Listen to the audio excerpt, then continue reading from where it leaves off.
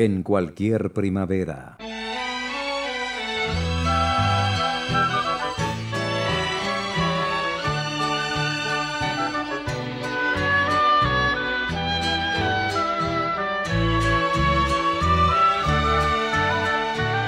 En 1983 ganaron la competencia de canciones inéditas en Ypacaraí con la canción cuya letra es de Humberto Rubín.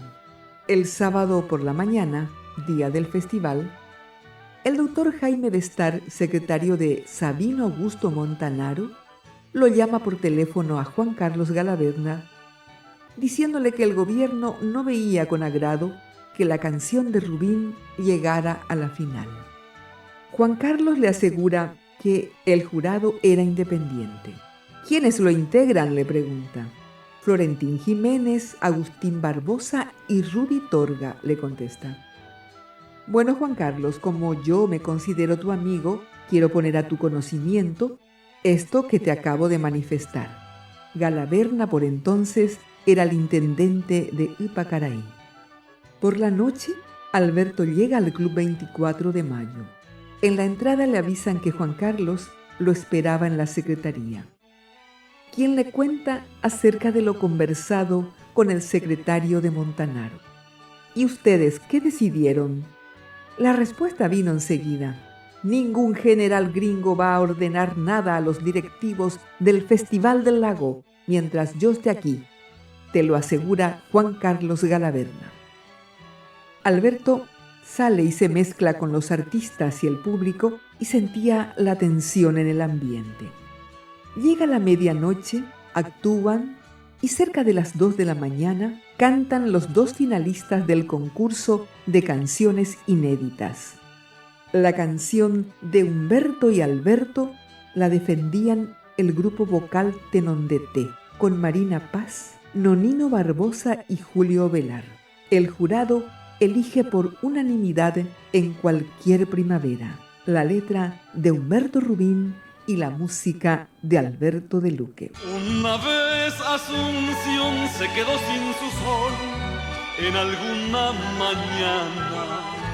Otra vez Asunción se quedó sin jazmín en cualquier primavera. La alegría se había apoderado de él. Era increíble. Abrazos y felicitaciones al bajar del escenario. A él se le ocurre decir: vamos a llevarle una serenata a Humberto a su casa.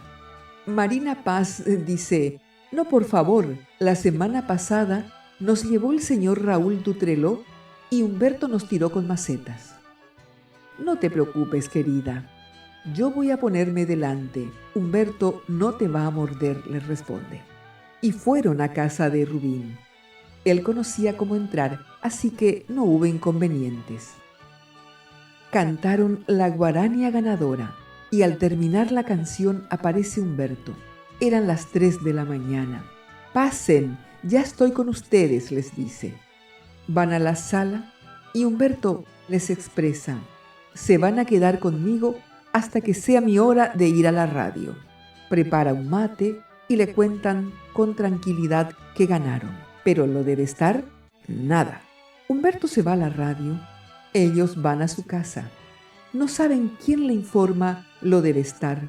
Y Humberto comienza a hablar contra el gobierno a partir de las 6 de la mañana. Juan Carlos le envía a Chiquitín y a Sergio Rojas en el afán de persuadir a Humberto, pero no había nada que hacer. Juan Carlos lo llama a Alberto y le dice: discúlpame que te moleste, pero tu coautor está echando leñas contra el gobierno y me está comprometiendo a mí. Por favor, anda y trata de hacerle entender que se calle. Como a las 6:30 va llegando a la radio. Aquí viene otro que me va a pedir que me calle, pero yo no tengo ganas de callarme. Galaverna te hace decir que lo estás comprometiendo a él. Por favor, Humberto, le dice. Claro, en off se lo dice. Eso fue un domingo por la mañana. El lunes, como a las 9 de la mañana, Juan Carlos Galaverna había sido destituido de la intendencia de Ypacaraí. Indirectamente, Humberto y Alberto fueron en alguna forma culpables de la destitución de Juan Carlos. Pero gracias a este hecho, él adelantó su incursión lanzándose a la arena política. Y la luna estival, distraída sin luz, tristemente asomaba. La bahía llevó camalotes quizás a su playa desnuda, y su canto sin voz, serenata de amor, su destino esperaba. Pregúntale qué pasó, el motivo real de tanta quietud. Yo no sé en realidad, contesto sin mirar una sombra viajera. Quiero 1000 semillas de risas de niños locos de alegría y abonarlas luego con ruego de madre en la bendición. Asunción al mando de Raúl Alfonsín en Buenos Aires. Y con las plegarias de la gente mala bien arrepentida, formen una huerta de un mundo sin guerra que cosecharé. Ya no habrán preguntas sin contestaciones en el mundo mío, ni miradas tristes de padres que mueren sin saber por qué. Fueron contratados para 3 conciertos en Buenos Aires en el Teatro Astral, para la asunción al mando del presidente Raúl Alfonsín. Juan Carlos Galaverna fue con ellos como presentador de la delegación artística. 3 noches gloriosas, con el mejor bailarín folclórico argentino, el Chúcaro, acompañado de la Orquesta Sinfónica Municipal. Noches de actuación a teatro lleno. El contrato tenía unas cláusulas que la actuación sería exclusivamente para la colectividad paraguaya, pero sin ningún tinte político. Resultó que el Movimiento Popular Colorado Mopoco era el organizador principal y de eso él no sabía nada. En Asunción se armó un escándalo. La segunda noche recibe un telegrama de su hermano rogándole que no regresara a Asunción. Al tercer día recibe 2 telegramas más para que no regresen Juan Carlos y él a Asunción. Le muestra los telegramas, dónde quedarse y deciden qué hacer, dado que los músicos y Liz Abogado habían regresado por tierra. Hubo dificultades en la frontera, especialmente con Lobo Martínez, quien le echa la culpa a él de todo, pero al fin pudieron entrar. Ellos se enteran por la prensa de lo ocurrido. En realidad fue sorprendido en su buena fe. Alberto no sabía de esto, pero entendía que era el responsable y aceptó que le echen la culpa. Al día siguiente en los diarios se anunciaba con bombos y platillos que en la frontera tuvieron problemas los músicos que acompañaron a Alberto de Luque a Buenos Aires para cantar a los Contreras del Mopoco. Se tornaba cada vez más difícil la situación. Los diarios decían que de Juan Carlos Galaverna y Alberto de Luque no se tenía noticia. Entonces, Calé y él deciden regresar a Asunción. Toicola y Coba, dijeron, y 48 horas después volaban de regreso a la ciudad capital.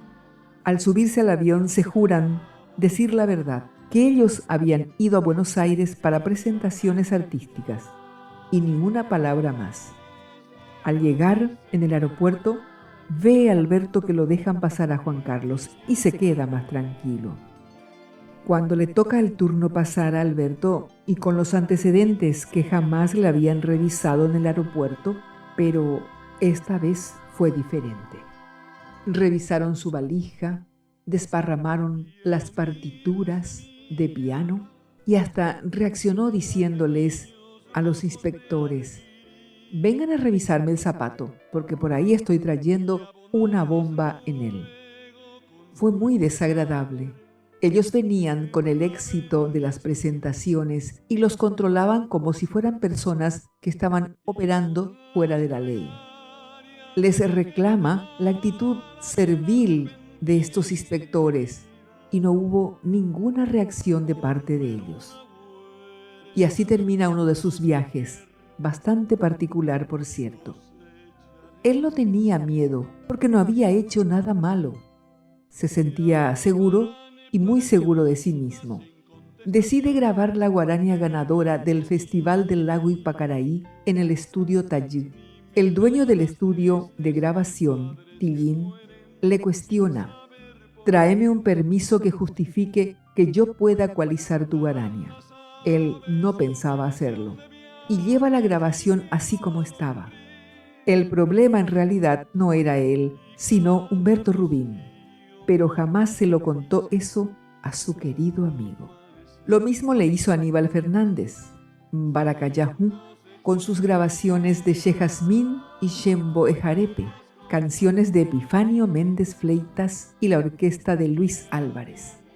Había pagado la grabación, que costó en aquel tiempo $2.500, y la guardó durante un año, y en el 84 le vende el máster a Aníbal Riveros por $3.000. Lo había llamado a Aníbal diciéndole: tengo un tema bomba para vos. Tráemelo, le dice, y la semana siguiente va con su máster. La primera canción que escuchan es Che Jazmín,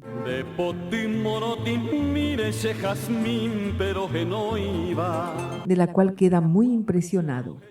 Y luego escucharon Jecoviate Shagaú.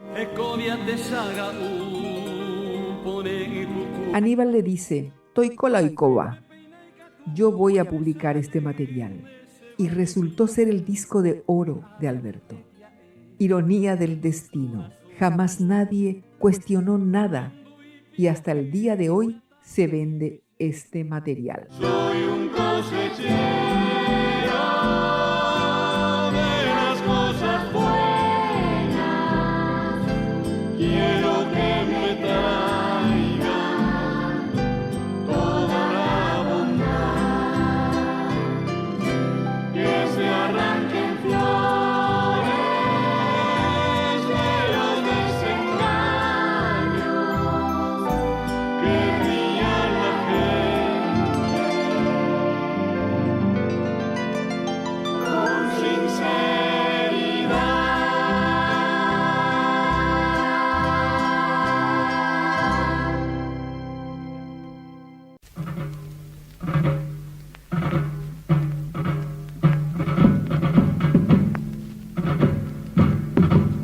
Una visita extraña e inesperada.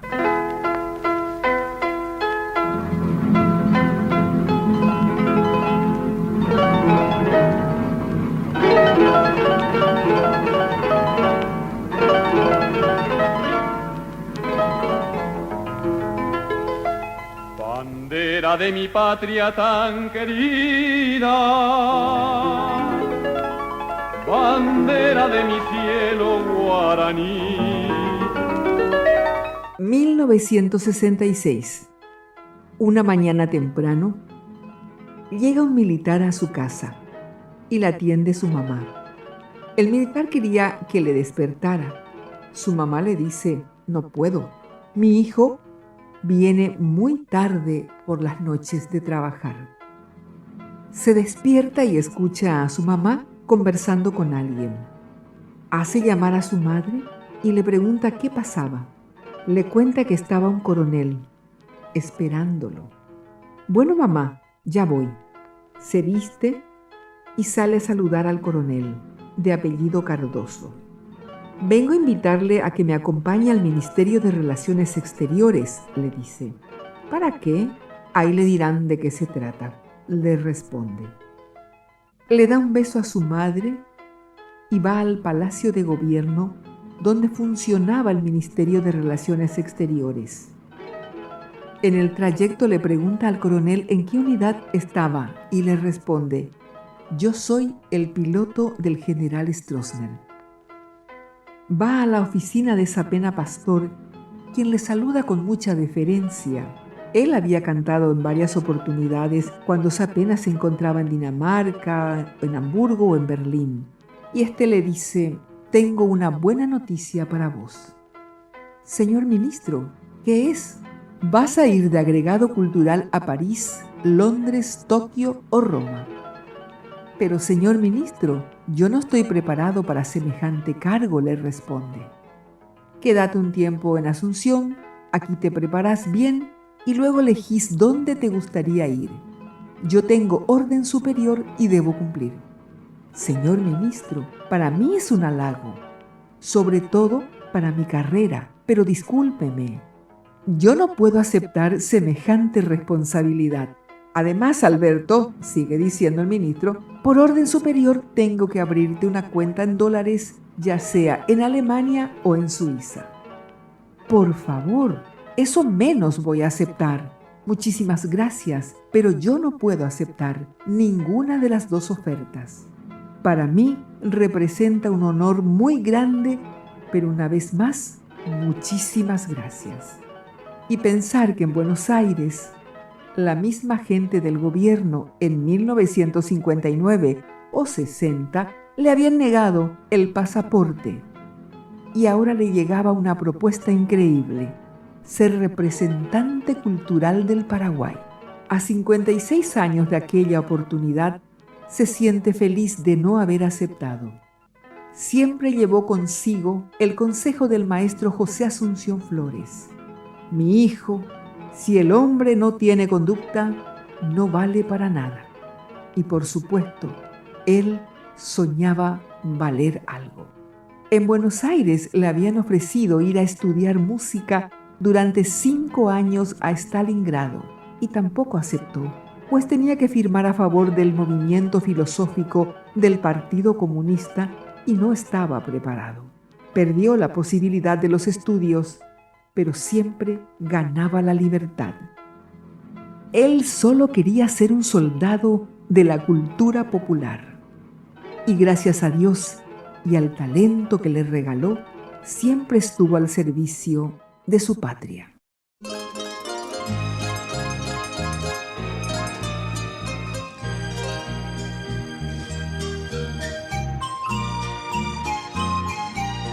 El compromiso del artista debe ser solo con el arte. Artista pobre, algo de nube tiene tu vida.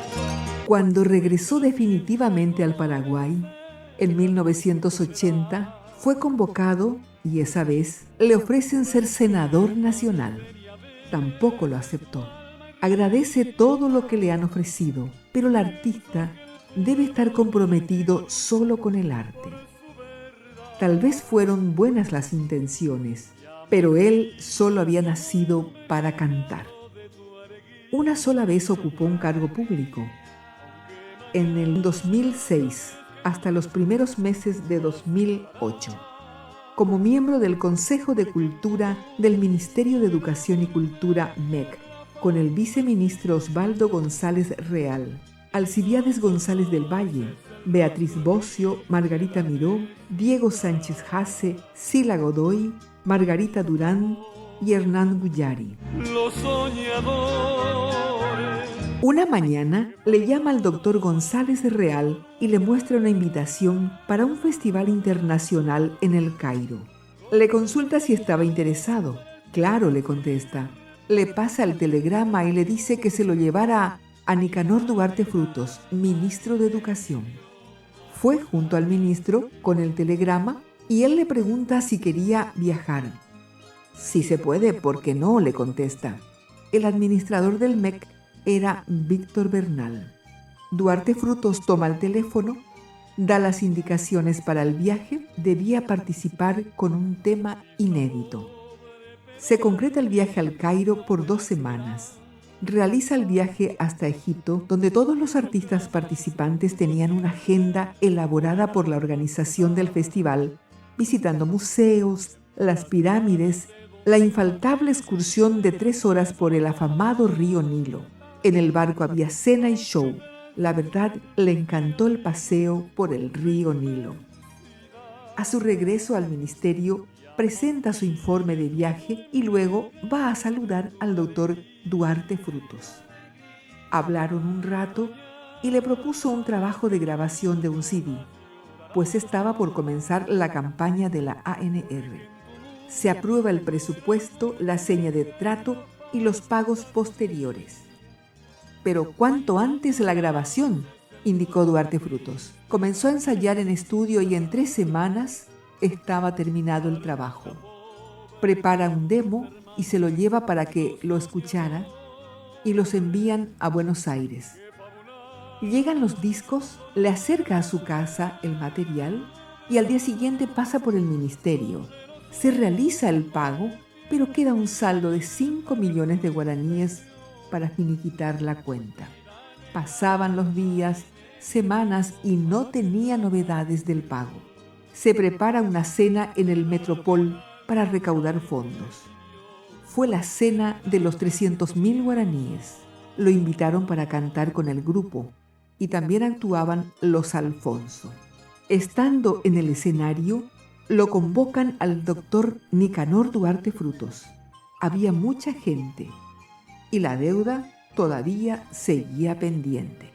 Sube al escenario, le da un abrazo, lo saluda a él y a sus compañeros y Alberto toma el micrófono y sigue hablando, un poco de bromas, un poco en serio, el público eufórico. Había barullo, aplausos y él pensaba en lo suyo, cómo hacer para cobrar la deuda. Sigue hablando y dice: este señor tiene su defecto. Por supuesto, quedaron todos sorprendidos. Y él pregunta: ¿quieren saber cuál es el defecto de este señor? Un silencio sepulcral en la sala. Pregunta otra vez: ¿quieren saber cuál es el defecto de este señor? Nadie dice nada, pero nada.